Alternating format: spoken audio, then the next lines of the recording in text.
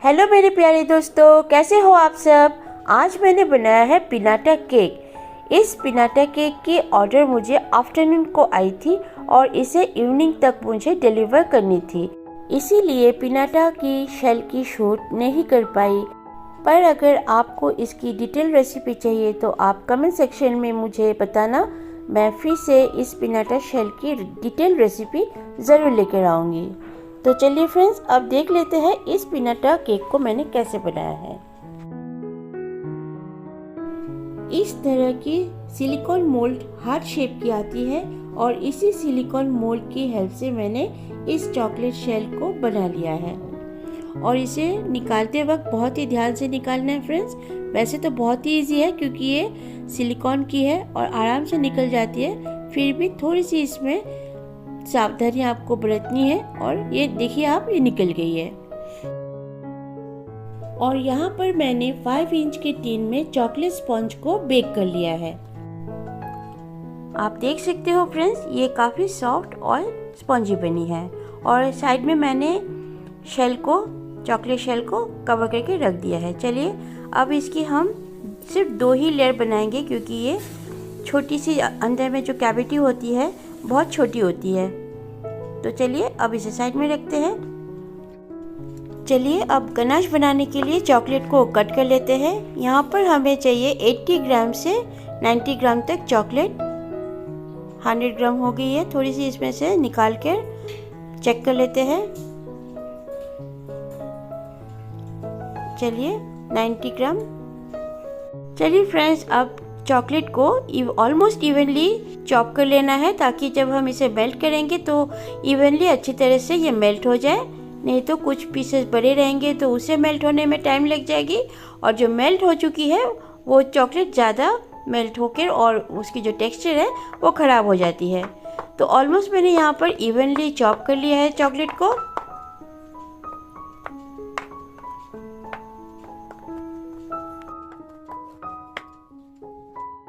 Friends, अब यहाँ पर चॉकलेट मैंने लिया है 90 ग्राम, तो उसकी जो हाफ क्वांटिटी है यानी कि 45 ग्राम लेनी है हमें यहाँ पर अमूल फ्रेश क्रीम। अगर आप 90 लेते हो तो 45, और अगर आपने 80 लिया है तो 40। ये है परफेक्ट गनाश बनाने की मेजरमेंट। तो चलिए अब मैंने क्रीम भी ले लिया है और चॉकलेट भी मेजर करके रख दिया है। तो अब बनाते हैं गनाश को। चलिए फ्रेंड्स, अब इस चॉकलेट और क्रीम को एक बड़े से बोल में ट्रांसफ़र कर लेते हैं। और अब हमें लेना है खौलता हुआ पानी। एक पैन में मैंने यहाँ पर खौलता हुआ पानी लिया है और उसी के ऊपर मैंने बोल को भी चढ़ा दिया है। अभी कुछ ही टाइम बाद आप देखना, ये जो चॉकलेट है मेल्ट हो गई है। चलिए मिक्स कर लेते हैं चॉकलेट और क्रीम को।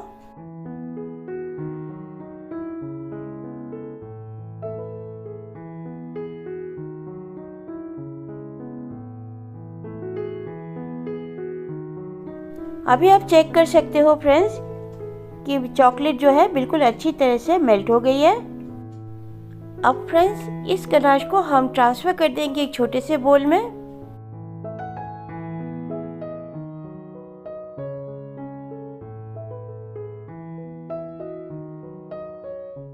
अब मैंने यहाँ पर एक थाली पर चिल्ड वाटर और बर्फ़ के कुछ पीसेस लिए हैं, और मैंने सेम चॉकलेट वाले बोल को कुछ देर के लिए फ्रिज में भी रख दिया था। चलिए अब इस पे पोर कर दिया है मैंने 1/4 कप क्रीम, और ये है नॉन डेयरी व्हिपिंग क्रीम जो कि है ट्रोपोलाइट कंपनी की। चलिए अब इसे अच्छी तरह से फेंट लेना है।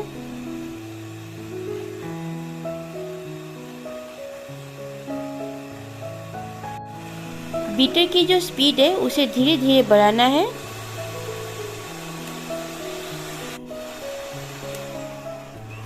चलिए व्हिप हो गई है क्रीम।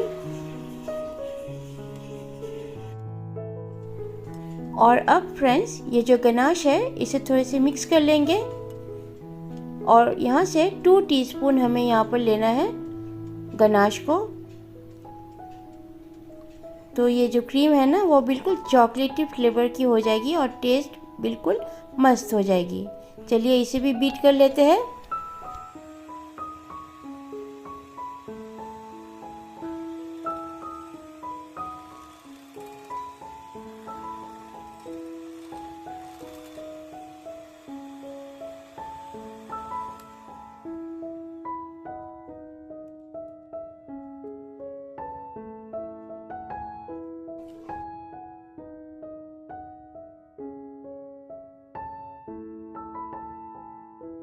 स्पैचुला के हेल्प से मैंने क्रीम को अच्छी तरह से मिक्स कर लिया है और आप देख सकते हो इसकी जो स्टिफनेस है बिल्कुल मस्त आई है।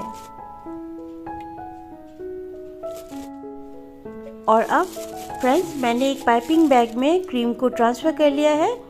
यहाँ पर मैंने एक छोटे से बोल में गर्म पानी में 1 टीस्पून कॉफ़ी मिक्स कर दिया है।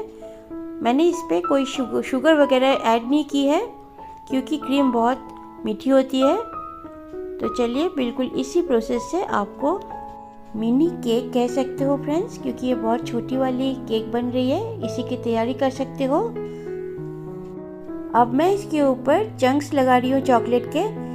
अगर आपको चंक्स नहीं लगाने हैं तो आप यहाँ पर रेडीमेड चॉकलेट चिप्स भी ऐड कर सकते हो, पर मुझे चॉकलेट के चंक्स लगाना ज़्यादा पसंद होती है। तो चलिए अब मैंने सेकेंड लेयर भी लगा दी है स्पॉन्ज की और इसे भी मैंने सोक कर लिया है कॉफ़ी वाले वाटर से।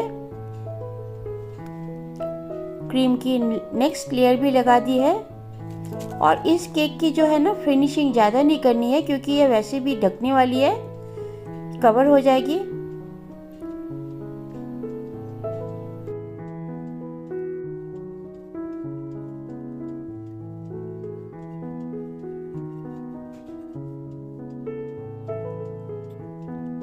अब 15 से 20 मिनट के लिए मैं फ्रीज में रख दूंगी।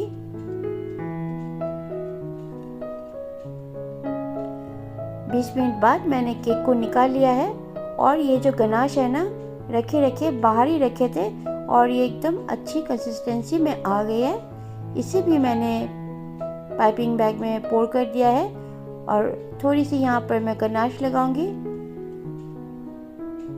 साइड से भी थोड़ी सी यहाँ पर बची हुई गनाश को मैंने ऐड कर दिया है और इसे भी मैं स्मूथ कर लूँगी स्पैचुला के हेल्प से।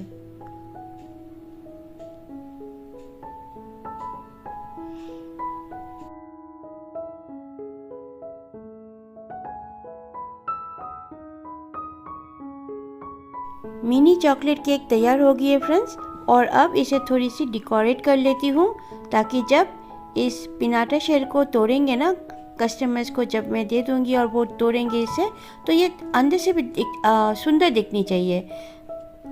चलिए अब इसके साइड में भी थोड़ी सी डेकोरेशन कर लेती हूँ। यहाँ पर मैंने स्टार नोजल यूज़ की है।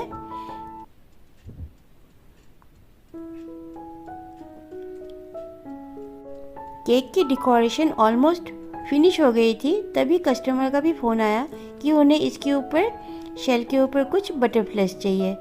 मैंने कुछ इस तरह के डिज़ाइन दिए थे जो मैंने सोच के रखा था कि इस तरह के कुछ बनाऊंगी और स्प्रिंकलर्स ऐड कर दूंगी जो कि बहुत ही सुंदर लगती है। पर अब कस्टमर की डिमांड थी कि इसके ऊपर थोड़ी सी बटरफ्लाई भी लगा दी जाए, तो फिर मैंने प्लान को चेंज किया और इसके ऊपर छोटे बड़े बटरफ्लाइज भी लगा दिए।